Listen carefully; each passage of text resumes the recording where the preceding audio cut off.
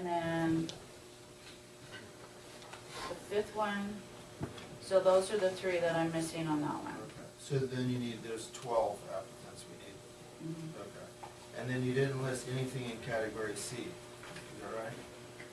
I didn't because I have 5 applicants, but I don't have anybody representing state or county. Okay. Was there a reason you didn't mention that the first go around? No, just because I forgot. Okay, so we do, that's something that you do need. Yeah. So Heidi, on that first one, going to hold the state elected officer, the designee, so Mr. Dowling could designate somebody? Appoint somebody to represent him on that. They have to apply. They can't be designated. They have to actually apply, like Jim was talking about earlier. Right, but so if Brian Dowling says, Jim, will you do this for me, Jim, we put in. Well, Brian could apply as a state, and then he could designate, one of his staff or somebody, but that's what it says is his designee. When it says a state elected officer or a designee, because it could be somebody, a lot of times on a lot of these kind of boards, it's like the Secretary of Resources for the state. Well, the guy can't be on all of these, so he designates one of his lieutenants or deputies in his office to cover that particular one. So he's there voting on behalf of Secretary of Resource, but he doesn't, the Secretary of Resource doesn't necessarily sit there personally on every meeting, and that's what they mean by designate. So in this case, if Brian wanted to apply and then designate, like say Nadine Bailey or somebody from his office to come and be there, that would be somebody that could function in that capacity. Okay. So in category C, we're short on the first 2 bullet points. Yes. Yeah, okay. All right. And But then, Mr. Keeper, when he served on this board, did serve on Iraq in that second category. Yeah. So Yeah. if somebody from the board wanted to apply, this would be a good time to do it. all applied for that. You're And then, applied. so what's the, so say we do nothing, what's the consequence? Do we risk losing the funding, or Yeah. is that for sure we won't get funded? Well, that's it. I mean, we have to work our way through that. We have some strategies that we think will work, but we have not run those through our higher-ups to ensure that they would, in that we do know what the RAC approved last time and, what has been done, and so we could bring that information before the board and discuss with you, maybe not in this setting, but in a more closed setting, that, okay, here's what we received from the RAC and in 2013, and here's the recommendation, and then do it that way. We think. We're pretty sure we can do it that way, but we would not have that having been done basically within the last 12 months. But many of these things, like I said, have been things that have been very successful. But if and they the fail board- to make timely appointments, they can't withhold the money because you don't have a functioning RAC. Yeah, they can. I mean, If they don't do their, I mean, you. I understand Submit logically that. what you're saying, Jim, but, we think that there are ways to ensure that Lassen County is not basically in a situation where, too bad, we couldn't do our work, therefore you are going to be forfeiting this money and it goes back to the U.S. Treasury. We're confident we have a way to ensure that that doesn't happen. How much time do we have to that? Do we need to put it back on the agenda for an update to be sure we're getting where we're going?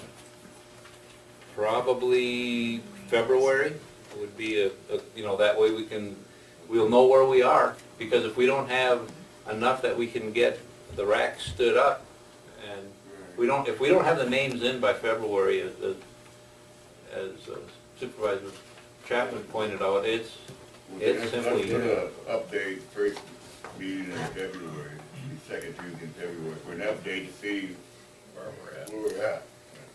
Does that make sense? Yeah, that'd be 6 more weeks for us to, And I think in the past, Mr. Kiefer, because he was an active member of the RAC, he personally went out and I think he did a lot of recruiting to get people to fill these categories and round up. So if Mr. all of us should be doing that, but if Mr. Wasik is going to put in for it, that would be something that he should actually focus a lot on, because you need to have the the nominees. We'll do that through the coordination. Yeah. That's a good idea. And it's in our best interest to stand this back up again, because I suspect it will be renewed again.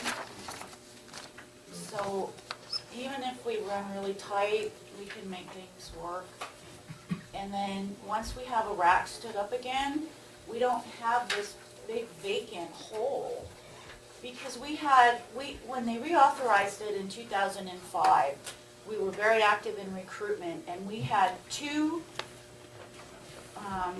replacement members for each category. So anytime somebody retired or somebody moved, I already had a candidate that I could pull forward. That's how we kept the rack alive for 10 years without getting into this big hole in the Once we cycle. get the committee back, we gotta keep recruiting alternate members. Right. Okay, we gotta move on. Aaron? One quick question, you were talking about you need 2, so if Larry puts in his application, I need to put in mine too, so that you have 2 to make it. That would be awesome. That would be Okay, you really gotta do awesome, that. Aaron. Larry and Aaron, do that. Larry, Okay, you get first. I'll be happy to do it. are we good for now? Yep, thank you very much for your time. Thank you guys. Thank you. Your retirement is next month, The 10th of January. so this will probably be the last time we'll see you in the boardroom. Yeah, thank you very much. It's been an honor to meet with you. You've always Thank been you very for your time. professional, and, thank you very I much. want to thank you for your service too. You got it. Have they got your replacement yet? The temporary permit, coming in January is Merv George. Merv is currently the deputy on the Six Rivers. Permanent replacement, they have not selected that individual yet, so Merv will be here for probably about 4 months, starting in January. And I'm sure Heidi will, make sure that he gets here to meet with you.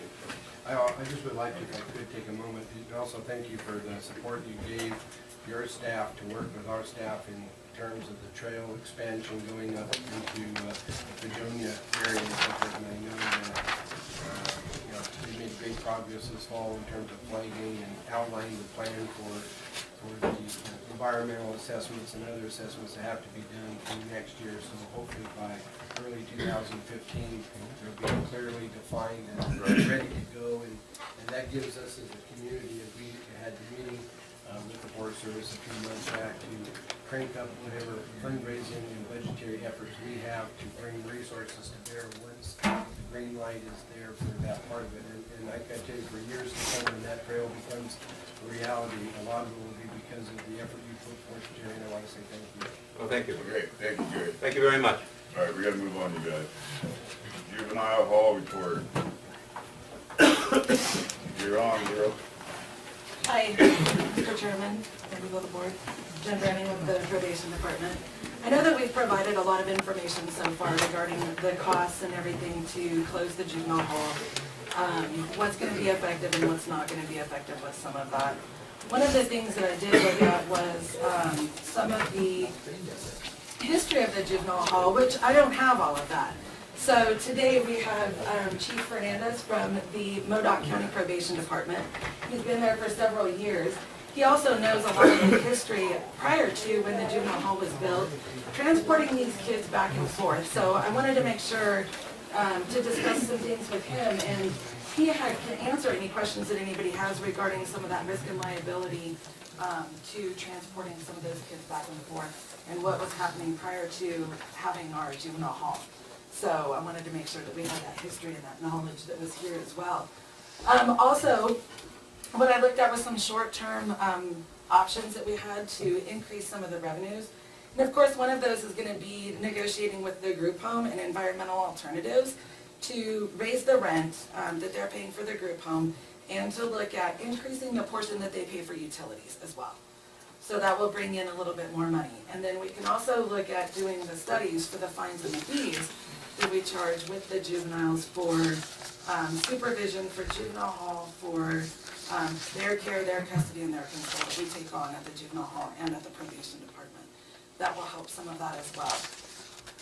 Some of the long-term things that we can look at is some things that we've already been kind of talking about with the sheriff and with Mel Brawley, looking at creating a better medical system that we can all benefit from, and pooling together all of our resources so that it's not so expensive for each department, and seeing how can we maximize the healthcare reform act to our best benefit. That's something that we'll continue to look at. One of the things long-term that we'll continue looking into is juvenile camp funding. That's for sending kids to a less secure camp. And in speaking with Chief Fernandez, I found out that there's a little bit more to that funding than what, I knew about it before when looking at it. So that's gonna take some time to look into to see how we can build on that. Because I know that there's a potential that probation will lose some funding from our Title IV claiming, because there was an audit done in 2 other counties within California and they found some errors there. So they're looking at the potential of not claiming for everybody, and that's one of the things that would affect juvenile hall. So we want to really look at what are some of our other resources that we can utilize to bring more money in so that we can serve more kids and we can offer more programs and we can have a more attractive package to attract other counties to contract with us to house their juveniles as well. One of the things that I've been discussing with this sheriff is our control board operations. If we were able to upgrade and update our control board systems, we would be able to merge those during the sleeping hours for the juveniles, and they would be able to manage our doors from the jail. So that would help us with some of the staffing patterns that we have, and that's something that we would like to look at as well. Restructuring everything to make sure that we are using the maximum amount of staff so that we get the best benefit out of it. And we can look at some of those cost patterns as well. I've got a couple. I see some letters from Plymouth County and Modoc County. What's their share in the burden and the cost of this facility? It depends on how many kids they have housed there. So last year, I think it was approximately 27,000.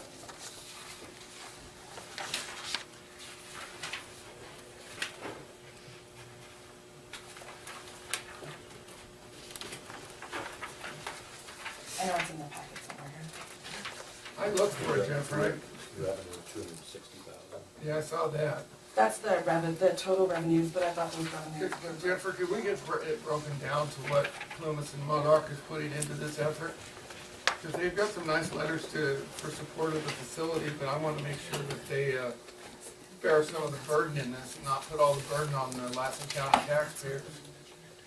Well, in answer to that, Supervisor, it's basically, in terms of bearing the burden, I guess the only way I can explain that is basically, we pay the amount of time or number of days that that Lassen County houses juveniles. And in essence... And you are, I'm sorry. Excuse me, I'm Chief Fernandez, Modoc County Probation. Okay, so that's what I was looking for, okay. And actually, even though, the last couple of years, all right, and I'll be honest with you, we kind of go in cycles, okay? In terms of, the crime rate with juveniles and everything, there are occasions where, when the crime rate or kids are not being detained is low. There have been seasons or years where they literally spike.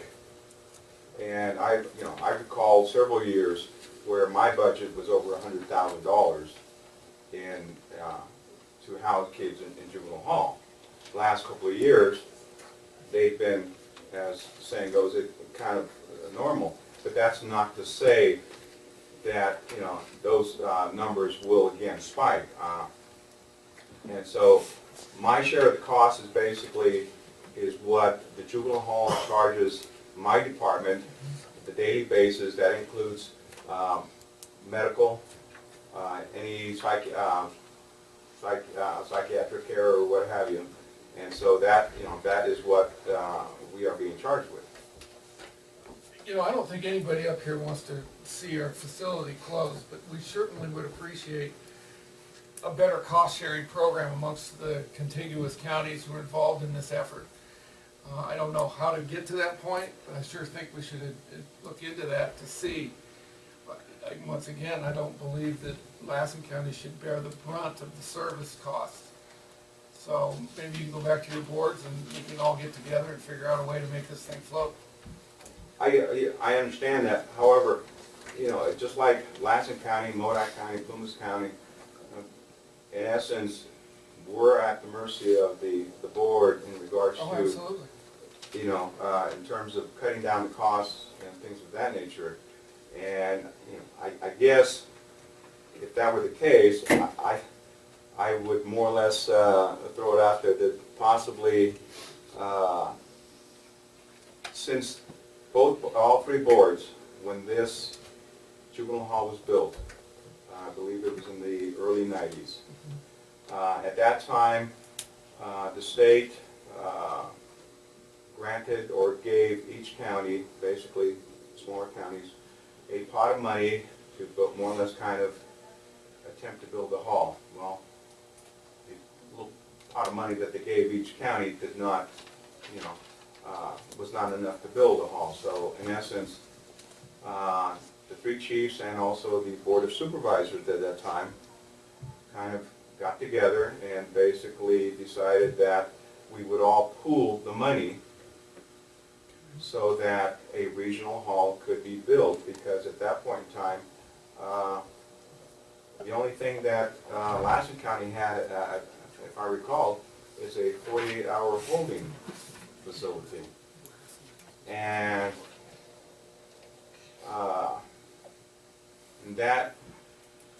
if we had a need for transporting a minor, we would call Lassen, and if Lassen had it full, then we were at the mercy of whatever juvenile hall had room at the inn. And case in point, I myself transported one kid from your holding room here and transported him all the way to Crescent City because that was the only hall that had room at the inn. And yes, there are, you know, halls are being built and everything, but again, sometimes unless they build a hall with a little bit more beds, the likelihood of them accepting any of our kids, Shasta Hall will not accept any of our kids, only unless it's for an overnight, and they literally want them out and stuff. And so, you know, I guess where I'm coming from in terms of, you know, what the board does here in regards to, you know, whether or not they keep the hall open, where I've experienced over the years is in essence, I always kind of cringe in terms of the liability issue of one of our transport officers on the road, middle of the night and stuff, and, you know, with a kid in the back and hitting a deer or hitting another vehicle and stuff like that. And plus, you know, the other thing too is just the costs are still going to be there, regardless of whether you keep the hall open or you close it and then Lassen has to transport these minors all over the place. And, you know, that cost will include, you know, transport, medical, and stuff like that. Here, you have a unique situation where, you know, kids that are detained here who are going to court here, you don't have to transport. I have to transport kids that I got here to Alturas, you know, for court. Sometimes I have to transport them to Alturas so that their attorney can talk to them. And so here, you don't have that. In addition to that, you know, the majority of kids who are being serviced here by your agencies, and if they are detained, are still able to receive those services, whereas I'm at the mercy of some other county in terms of you know, those services being provided. And I guess the only thing I can suggest is possibly, again, maybe since the board at that time, all three boards got together and made a decision to build a regional hall, maybe that's something that, in essence, a representative from each board getting together and kind of discussing, okay, how can we help each other? Because that's, I can go back to my board and basically say, Lassen County Board wants, some assurance, that they'll, regain some of their costs and everything. But sometimes it's almost like, talking to the wind unless, the chairman from here, the chairman from Plumas, and the chairman from Modoc County sit down and basically more or less discussing how can we make this work. Yeah. Yeah, I'd like to, if I could, weigh in, Mr. Chairman. First of all, I'd like to preface, because I don't think this was clearly communicated last week when we had the initial discussion on this agenda item, and having talked with Mr. Davey at length on a couple occasions since that meeting, clarity to the discussion is important. I think it's important to emphasize to the community and everybody concerned that the juvenile hall budget that is in place right now is fully funded in the Lassen County budget that was adopted in September through June 30th. So this is not a situation which we're ready to fall off the edge of the table come January 1 or whatever the date is. But what the board did at that time was insisted that we have a discussion to talk about where we're off track from what was the commitment. I want to go to what the gentleman from Modoc County is talking about, to where we are today versus where we were supposed to go, and not wait until, which is typical fashion in county government, that we wait until June 29th to talk about going off the cliff on June 30th. So we insisted that this item be brought back for discussion in October because of a variety of travel schedules and other issues and stuff, got pushed into November, and then November got pushed into December, which is typical. So by saying that we talked about it in October, we were hoping we could have a discussion in December, and if it doesn't happen in December, by February, but as we get closer to June 30th and dealing with next year's budget, we want some issues addressed. So to put everybody's mind at ease, especially the employees who think that they're going to get a pink slip tomorrow and they're going to be, it's the Christmas and whatever, there's no expected changes in juvenile hall budget operations and funding through June 30th. The fiscal year is there. But what we do have is, I think, to go back to, and sir, I sat on the board when the three boards had their meetings and discussion. I'm probably the only one surviving from the mid-90s that was part of those initial discussions. Mr. Pyle joined the board in the late 90s, and really the current facility that we have in the pool thing really evolved and came together in the late 90s. We did have an initial discussion in the early 90s. And it was really the judges, I think, in the counties that really drove that. They drove their juvenile justice commissions to put the pressures on the board to do that. But the reality is that this regional facility was not intended to be a Lassen County facility and that they would participate. In fact, early on, as part of the commitment, both Plumas County and Modoc County were contractually on hook. Whether they had a kid or not in the hall, there was a minimum bed allocation that was given to them to support the base operations. And if they came in with, they had maybe 4 beds or 2 beds or whatever it was, and they all of a sudden had 5 kids, they were guaranteed the 2 beds at the base rate or the preferred rate, and then they obviously would be given consideration for having a good rate for the additional kids that they would from time to time provide. And then the other counties were to be hustled to provide, additional backup. So there was a revenue stream to offset this. And in the packet that we have that was presented at last week's meeting, there's a lot of in the back here, the documentation and the discussion in 2003, 2004, because 5 years after we kind of opened up the facility, things started going off track then, and the board then, and Mr. Pyle was part of the board at that time, was concerned about the escalating costs that were involved here. I mean, the board was not happy and was alarmed at the fact that the modest $200,000-300,000, which the trade-off for transportation versus operating a juvenile hall was demonstrated for us as being kind of a wash, and it would be safer to have and more convenient for everybody to keep the kids local. And you're right, you outlined the distances from here to Alturas is 100 miles in terms of one-way travel, so it's a burden in that respect. But there was that partnership, but for whatever reason, we've had several board changes, we've had several CEO changes, we've had several CPO changes, we've had a lot of staff changes. And so the folks that are in the mix today that are dealing with this are not even close to. They're like fifth cousin, 10 times removed from the people who made the deal back in the 90s. And the bottom line is we have got the costs here and we've got minimal utilization. Now maybe that's a good thing. And as Mr. Davey has pointed out to me in our conversations, you know, we've got the point across. The kids are scared, they're acting better, they're not winding up in juvenile hall. So maybe having an empty juvenile hall is a good thing. But it's not a good thing when you have the cost.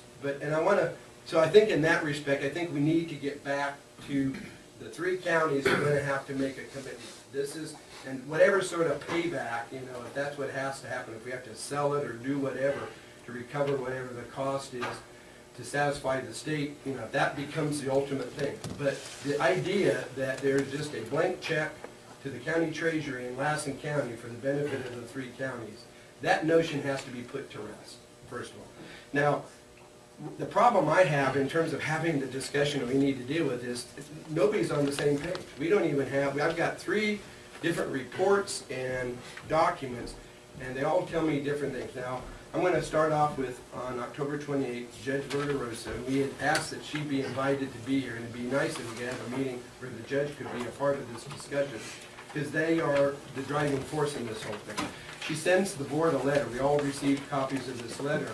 And the second paragraph, she goes, first, it is my understanding that the juvenile hall currently costs the county approximately $1,050,000 annually to operate. The approximate funding to maintain the juvenile hall is $1.3 million annually, minus what the juvenile hall generates in terms of approximate revenue of $250,000. So I guess that's how she comes up with her $1,050,000 is what it costs to operate with. And then she goes on talking about other revenue sources. There's $117,000 here and $15,000 there, and you get $36,000 in terms of combined revenues from Plymouth and Modoc County, which, you know, is not even 10% of what the overall budgets that we're dealing. We're talking about fractions, and it kind of shows that.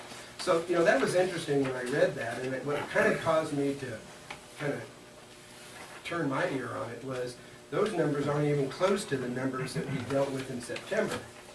And I have all my budget stuff from September that got us going.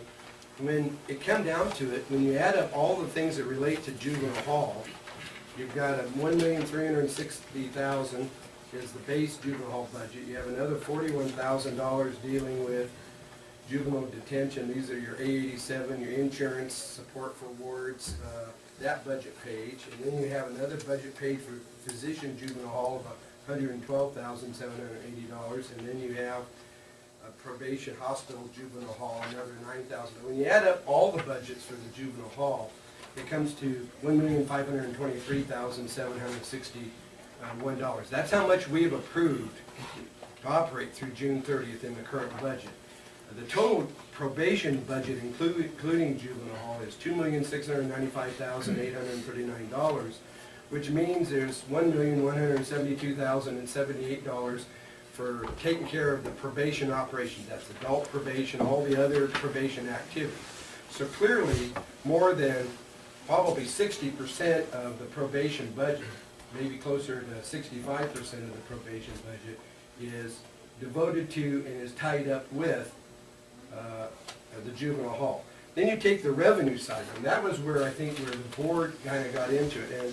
And I got to give Julie a lot of credit, because these are numbers that she works with. And I remember one day sitting in her office, and I hope you don't mind me sharing our conversation. I love going visiting Julie, and if you want to know anything you talk about going around visiting the offices, make Julie your best friend when it comes to understanding budgets, because she knows the numbers inside and out. And if she doesn't know, Karen does. So between the two of them, there's not much missed in terms of what's done. So we're sitting there, and I'm trying to understand the budget. This was probably back in August, you know, because at that time we didn't know how broke we were and all that stuff. So that's a dig to the chairman. I haven't changed. But I know you haven't changed. But anyway, so I'm sitting there and I'm looking at it, and Julie's kind of telling me that, you know, like probation's doing like really good, because they're only like $127,000 or $170,000 in terms of this gap that they have. And we used to have figures coming into the board where we were having to come up with $400,000 and $500,000 and $600,000 to try to, so, I thought, wow, man, things are really going pretty good in probation if we only have that kind of a small shortfall. But that wasn't until we got into the details, and it wasn't really until we got into the budget hearings themselves that we really dug into to understand the numbers.